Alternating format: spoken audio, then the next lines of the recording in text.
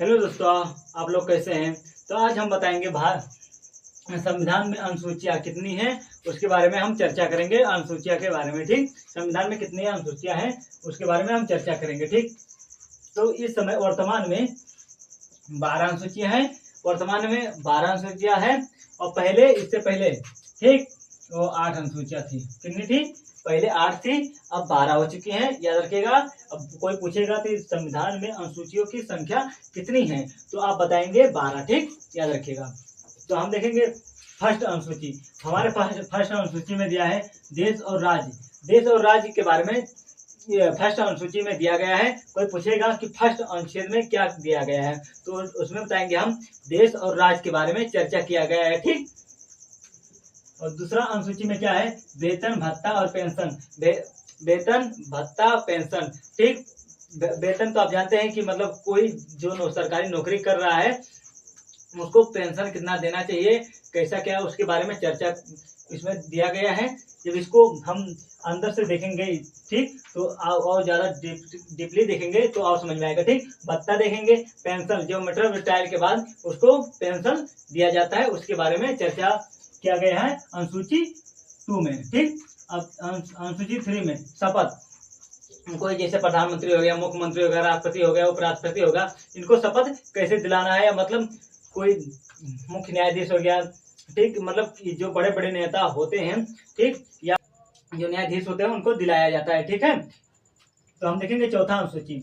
चौथा अनुसूची में दिया गया है राज्यसभा में सीटों की संख्या का आवंटन, ठीक, कि मतलब कि किस राज्य में कितनी सभा सीटें मतलब है, ठीक, आवंटन दिया है, ठीक। याद रखिएगा।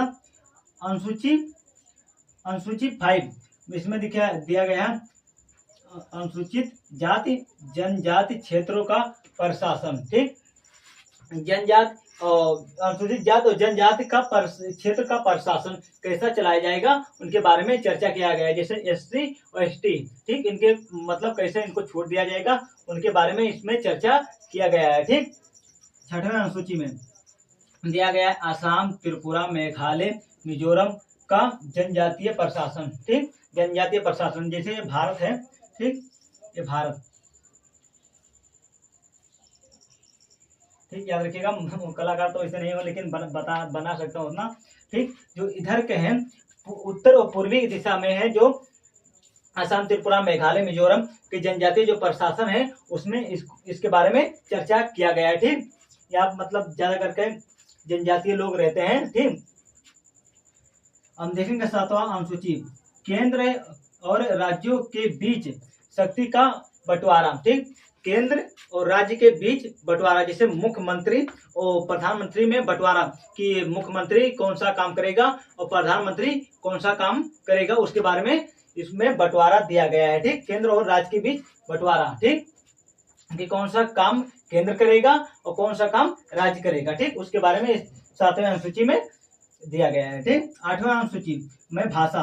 भारत के संविधान में 22 भाषा है जिसका उल्लेख मिलता है, ठीक। इसको मतलब भाषा को जगह मिला है, ठीक है, संविधान में। तो 22 भाषा है, कितने 22 भाषा का दर्जा मिला है हमारे संविधान में। तो हमारे 22 भाषाओं का उल्लेख हमारे 8वें अनुसूची में दिया गया है, ठीक। याद रखिएगा। 9वें अनुसूची में भूमि सुधार, ठीक। भूमि सुधार क्या होता है, ठीक, जैसे ये मतलब ये छोटे छोटे किसी के खेत हो गए, ठीक, एक छोटे छोटे खेत हो गए, ठीक, जैसे राम का हो गया, ठीक, राम का हो गया, ये श्याम का हो गया, ठीक।